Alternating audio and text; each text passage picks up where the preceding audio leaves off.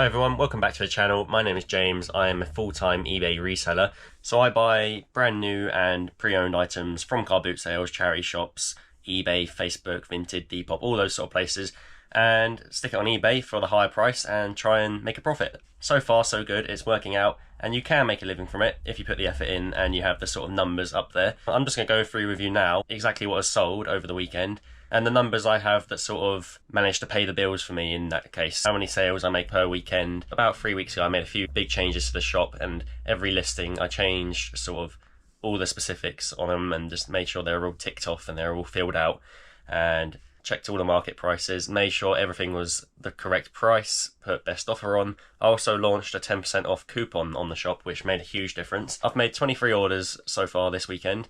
That's from Friday evening to Monday morning, which is crazy for me. Before going full time, I'd never had anything more than sort of 13, 14 orders on a weekend. They're not the biggest orders, like biggest price and value or anything, but they're still orders and they're still adding to my sort of weekly payout, which is every Tuesday morning for me. So yeah, it does make a big difference. I'll just pick my orders and I'll go over exactly what I sold. I'll start off with shoes. I do sell a lot of pre-owned shoes. Believe it or not, people still buy people's worn shoes, even though they could be worn out, ripped, torn, covered in mud.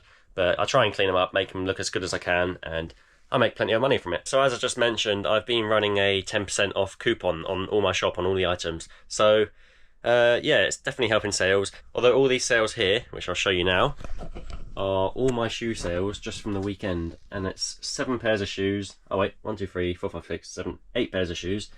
8 pairs of shoes, and I think they've all been sold through best offer actually, from where I've just, as soon as someone gets interested in the item, I try and send the offer out. They can either counter or accept my offer. Usually they counter just to try and get it a little bit lower, which is fair enough, you know. It's amazing how people are buying pre-owned shoes. I've never sold this many shoes in one weekend, which is pretty crazy for me. Yeah, I'll go over now the prices. Basically these ones here, I'll start from kind of the lowest going up to the highest. Under Armour Vantage, these sold for £15 plus I think £3 postage. Actually yeah, I kind of set a £3 postage on all my shoes now, if they're kind of just standard lightweight shoes. Anything quite heavy like ski boots or whatever, they probably get the sort of £5 postage charge on them, just because they're a bit more weighty and they need a bigger box. I think I paid like £5 for 2 pairs of shoes from this lady. Sold the other pair back in the summer. These ones sat around for a while. Really nice pair of shoes. Under Armour, nice clean condition. So yeah, probably let's say about £2.50 into £15 on them ones. We then have the Gazelles, which I found just last week. These I paid £2 from a lady at the car boot. She had 2 pairs of like almost identical Gazelles, £2 each, and they have sold for £17 plus £3 postage. I think that was best offer as well. Next we have these brand new Vans with the tag still on them. These I've had for ages, probably about nearly coming on for like 2 years now in stock. I don't know why they took so long to sell. They're a bit of a weird style, I've never really seen this before. But I think I paid about £3 at the car boot, and they've sold for £15 plus £3 postage. Next, I got these in the summer last year. Again, they sat around for quite a long time. I thought they'd fly out, but they've only just sold this weekend, and they've gone for £22 plus the £3 postage. And I think I only paid £2 for them. It was kind of one of those things, as soon as you walk into the car boot, it was the first store I went up to. Straight away picked them up. Really nice, cool, funky style Converse. Then we have these ZX Flux Adidas shoes. I paid £10 each for 2 pairs of these. The other pair was almost brand new, and I think they're in a recent video actually, and they sold for about 30, but these ones sold for 25. They're a bit more worn. £25 plus £3 postage. So paid £20 for 2 pairs, probably made about £40 overall profit. Next we've got these Radley London shoes. Not the best looking sort of shoe, but they're kind of brand new. I paid £5 at the car boot about a year ago probably. They sat around way too long. I thought they'd kind of fly out because of the brand name, it's quite a good one. Yeah, but they've sold for £20 and £3 postage. Paid £5 at the car boot, so probably about £12–13 profit in there overall for me, after fees. So I picked these up on Vinted for I think £6 all in. I'll try and show a screenshot on the order details, and yeah, show you what I paid for these exactly. And they've sold for £30 plus £3 postage. Just a pair of Merrells. Not the best looking again, a little bit worn, but good brand to look out for. Just make sure the soles are in good condition like these are. They needed a little bit of a clean up, but that's expected, especially buying on Vinted. And lastly, this was the absolute win of the weekend. I paid £7 for these Alfred Sargent Northampton shoes. They haven't even got laces in them.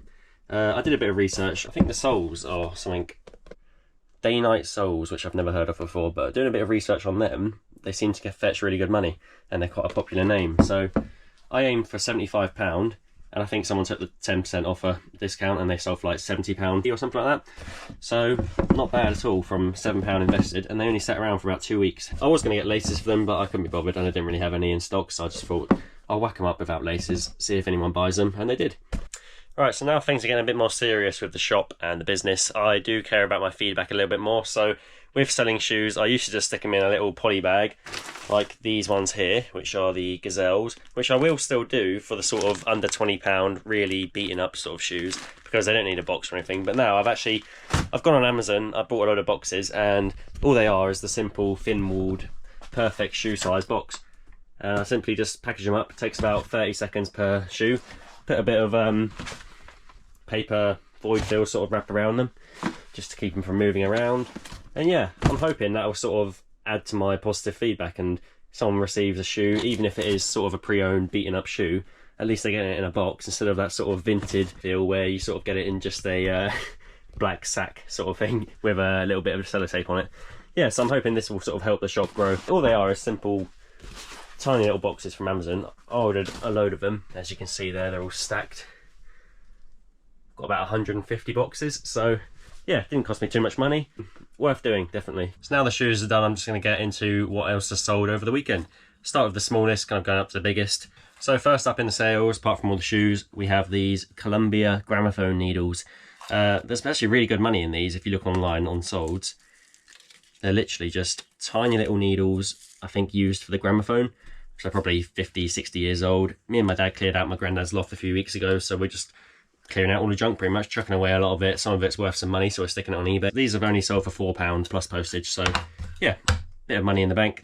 The next sale, I'm happy just to get rid of these, to be honest, because these have just been taking up so much space.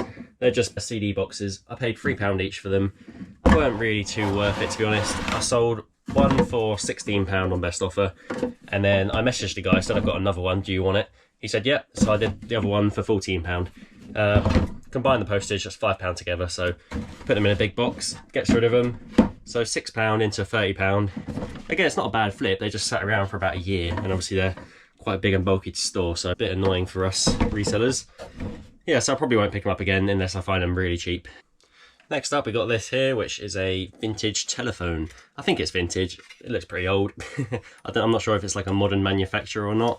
It has got a proper brand on here. It says Made in England, GEC. So yeah, I'll try and put it on the screen now and show you guys the sold. I think this has gone for £35 on best offer. At first, when I got it, I put it up for like 100 quid thinking I'll get that. Had a few watchers, no one ever took it. It's probably been on for about nearly a year, so kept dropping it and dropping it and dropping it, and finally it sold for £35 plus, I think, £6 postage. It's pretty heavy. I think I sold it spares repair. Obviously I couldn't really test it. It has got a modern cable to it, so yeah, hopefully they're happy with that. All seems to look okay, like it should work. Obviously I couldn't test it, so I don't know. But yeah, I paid £7 for that, I believe, at Car Boot last year, sometime early in the season last year. And it has now sold. The next sale is this Blu-ray player. I paid £5 in a charity shop for this one a few weeks ago. Hasn't got the remote or anything. I did test it, does fully work, and that's gone for £24.99. I think they used a 10% discount code on that as well, so maybe a little bit less, maybe like 23 quid or something. Plus, I think £5 postage, so again, not too bad from £5 invested. The next on the list is just the one which I found at a car boot a few months ago. Literally paid 10p for this at the car boot. They all laughed at me when I picked it up. I knew it would sell, and it did. It sold for like £8, 9p, I think, plus postage. So my 10p was worth it. There we go. It's literally just a little Game Boy Gamester case. So not official Nintendo, but really good condition. Still a vintage item. So obviously it was made back in the day of the Game Boy. So yeah, nice and lightweight, nice and easy to package. It's 10p invested, £8 back. I'm not complaining. Next, we've got another sort of low value item, which I picked up at the car boot just last week, I think it was, or the week before. 50p each for these. I put them up originally as a 4 set. Someone messaged saying, can they have 2 of them? So I just made a little custom listing for them. Just crop the photo, put 2 of them in the photo. £10 plus £3 postage. So, and then I just need to make the other listing out of the other 2. So hopefully they'll sell for 10 quid as well. So that's pound into £10. Nice and simple, very lightweight, easy to post. Definitely not going to get damaged in the post at all. Next we got Wacky Racers on the PS2. This one doesn't owe me anything. It's actually from my childhood. I literally just found it the other day. Got it tested because I had a PS2 to test it on. Had it on for £6.99. About a day later, someone offered £5 plus £3 postage, so I took that. Next is this BT mini connector. I think it's like a network extender. It's literally just one in the box. I paid £2 at the car boot for this one. Usually things like this do sell. There's usually a market for them somewhere. Took about a day to sell, so that's sold for £8.99 plus £3 postage. Next up we got this. I've already wrapped it up. All they are is Lego instructions. They're like vintage ones, and a little Christmas catalogue, I believe. They've sold for about £13, 10p or something like that on the 10% off discount. Had them up for £16.99. Someone finally took them. I paid £3 at the car boot for a load of Lego instructions, and sort of even these things sell. This is just a cardboard box sort of cover. I've still got that listed. It hasn't sold yet, but it's vintage, and people do want them just to complete their sets. They may have the set just with the instructions, and they're looking to get the box. So if they find the box on eBay, they might just want the little sleeve that goes inside that box, or sorry, on the outside of that box. Yeah, so bit of money in the bank for very little effort, and I have kind of already packaged it. I'll probably just slip that in another poly bag just so no one can see what it is, and that'll be nice and easy to ship. I've also sold these, which are Star Wars 1999 cards. I've just packaged them up. I forgot to show them on the camera, so there they are on the screen. Just some sealed packs of cards. Got 12 packs there, 11 pack cards. Yeah, it's like young Jedi cards. I bought them ages and ages ago. They've been sat for ages. I thought there would be some money in them. I think I paid about £4 for the whole box set of them. Took the cards out of them, sold them separately. Yeah, so 20 quid. This next one I'm actually really surprised sold. This is a Technics remote. It's one from my previous videos.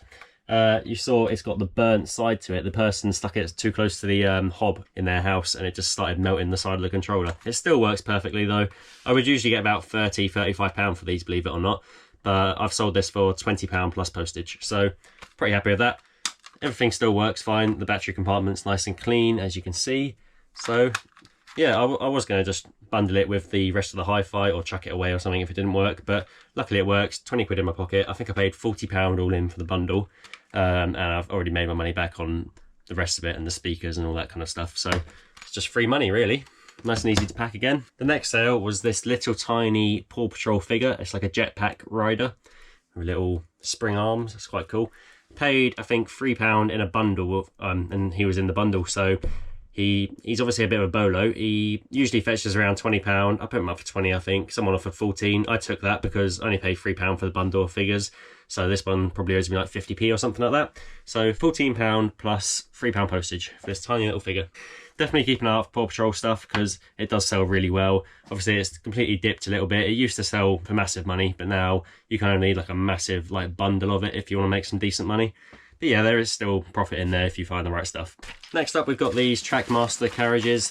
One of them's a motorised carriage. I have already packed them up, kind of. They've gone for £14.99 plus postage.